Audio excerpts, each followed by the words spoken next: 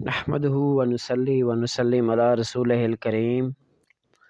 اما بعد، فاعوذ باللہ من الشیطان الرجیم، بسم اللہ الرحمن الرحیم۔ معزز سامعین کرام، آج کا ہمارا موضوع ہے شعبان المعظم کے اہم واقعات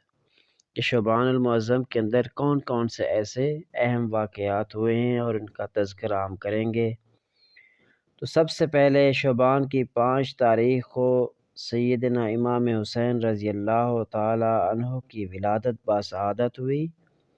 تو اس حوالے سے 2 اقوال ہیں، ایک قول یہ ہے کہ 3 شعبان المعظم کو ولادت ہوئی، اور دوسرا قول یہ ہے کہ 5 شعبان المعظم کو امام حسین رضی اللہ تعالی عنہ کی ولادت باسعادت ہوئی۔ اسی طرح شعبان کی 15 تاریخ کو شب برات ہے، جو بخشش اور مغفرت کی رات ہے۔ اسی طرح شعبان کی 16 تاریخ کو مسجد اقصیٰ کی بجائے مسجد حرام کی طرف منہ کر کے نماز پڑھنے کا حکم دیا گیا، یعنی شعبان المعظم کی 16 تاریخ کو تحویل قبلہ ہوا، یعنی قبلہ پہلے جو کہ قبلہ اول ہمارا مسجد اقصیٰ یعنی بیت المقدس ہے، اس کو تبدیل کر کے مسجد حرام یعنی خانہ کعبہ کی طرف منہ کر کے نماز پڑھنے کا اللہ کی طرف سے حکم دیا گیا۔ اسی طرح شعبان کی 3 تاریخ کو ام المومنین حضرت حفصہ رضی اللہ تعالی عنہ کا وصال ہوا، جو کہ امیر المومنین حضرت عمر بن خطاب رضی اللہ تعالی عنہ کی صاحبزادی تھیں اور ہمارے نبی کی ازواج مطہرات میں سے ان کا شمار ہوتا ہے۔ اسی طرح اس ماہ کی 14 تاریخ کو ام المومنین حضرت ام حبیبہ رضی اللہ تعالی عنہا کا انتقال ہوا، یہ بھی حضور علیہ الصلاۃ والسلام کی ازواج مطہرات میں سے ہیں۔ بالکل اسی طرح ہی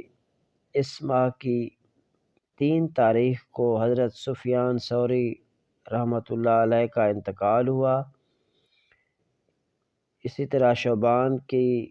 13 تاریخ کو حضرت شاہ کمال کیتھلی رحمۃ اللہ علیہ کا وصال ہوا۔ اسی طرح شعبان المعظم کی 21 تاریخ کو حضرت خواجہ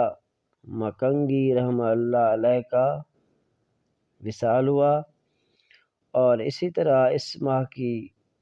3 تاریخ کو حضرت مولانا عبدالحکیم سیالکوٹی رحمۃ اللہ علیہ کا وصال ہوا،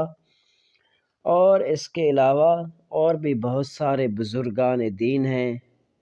اصحاب النبی ہیں، ازواج مطہرات ہیں، ان کا بھی اس مہینے کے اندر انتقال ہوا۔ اور اس کے ساتھ ساتھ جیسے آپ کو پہلے بتایا گیا ہے کہ اسی مہینے کی 16 تاریخ کو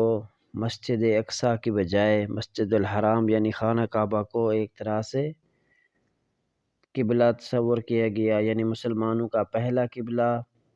بیت المقدس یعنی مسجد اقصیٰ ہے،